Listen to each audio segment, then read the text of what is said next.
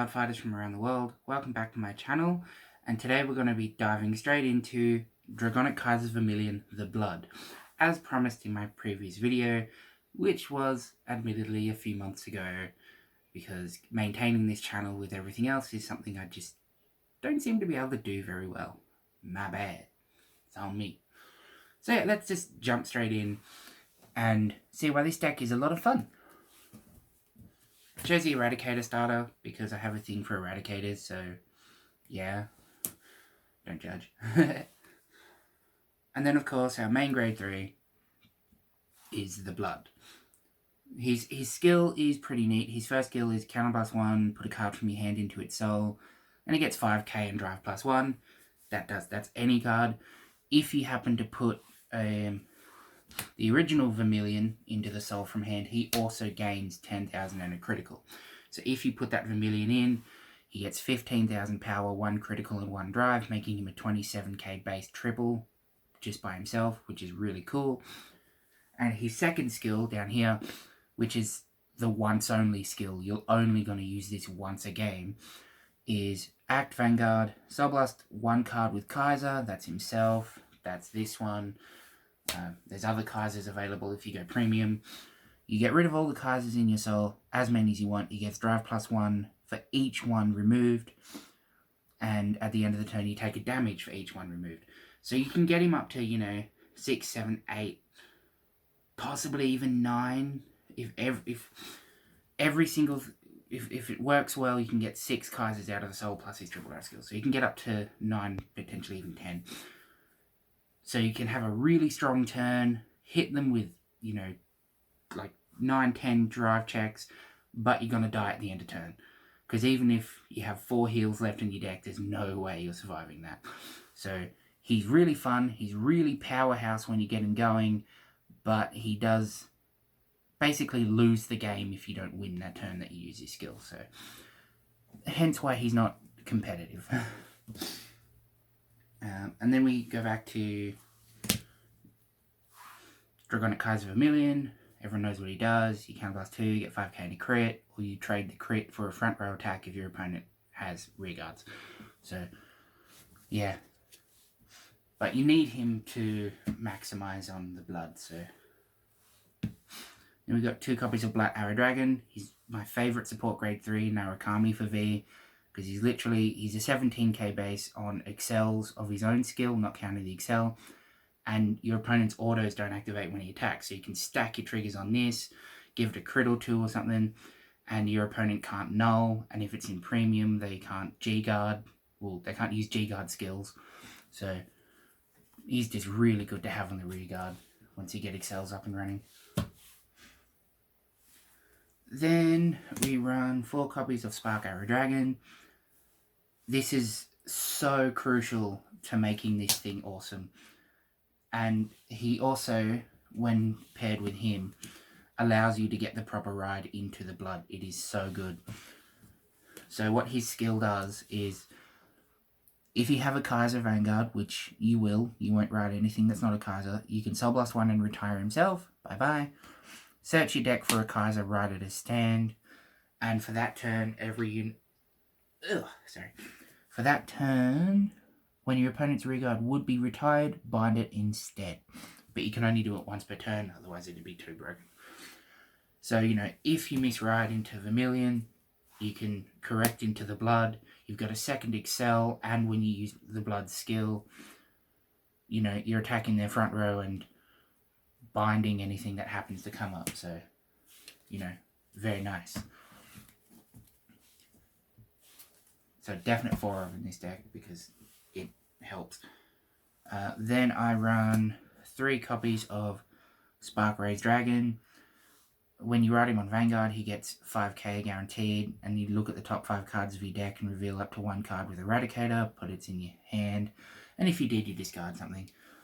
His other skill is on hit, Soul Blast 1 draw, but you don't use that skill too often.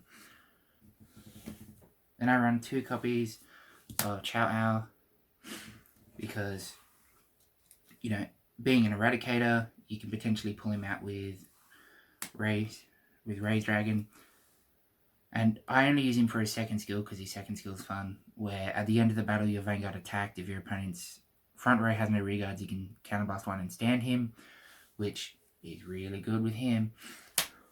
And his first skill is on place, bind something in the front row and move a back row, but you get the gist. So, yeah, 2 of him, because why not? And then finally for grade 2s, 2 copies of Martial Arts Dragon. He has the same sort of thing. When placed, you can bind a front row rear guard. And then when your other unit's attack did not hit, this unit gets plus 5k until the end of turn. So when this is really fun as a tech, because once you've built up a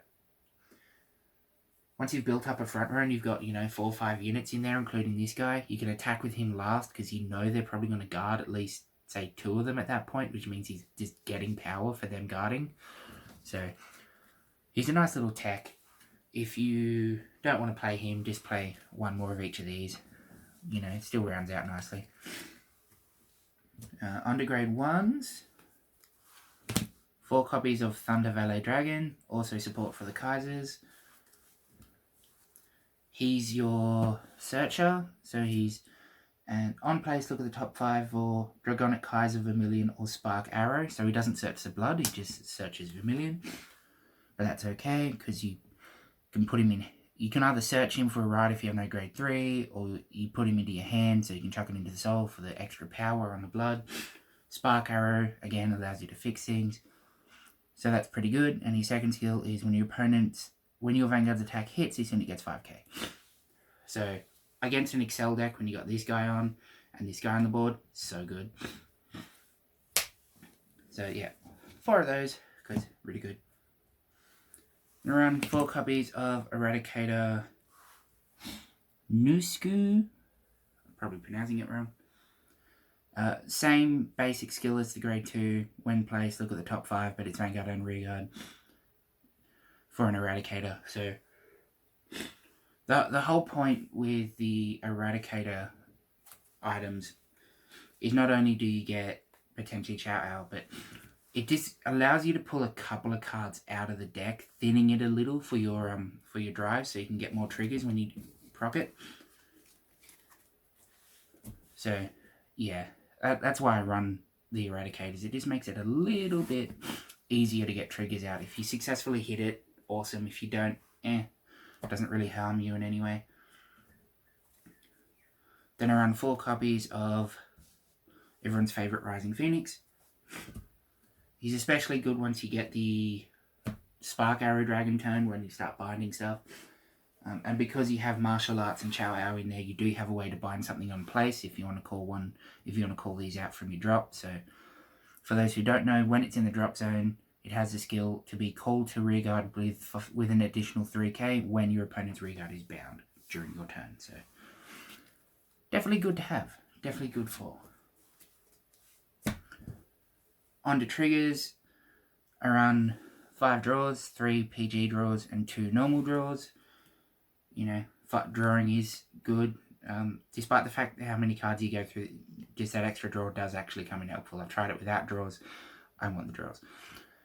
And then I run 7 crits. The 4th Sentinel is the 30k shield, because you don't always want to discard, and it's just a good tech. And then I run 4 heals.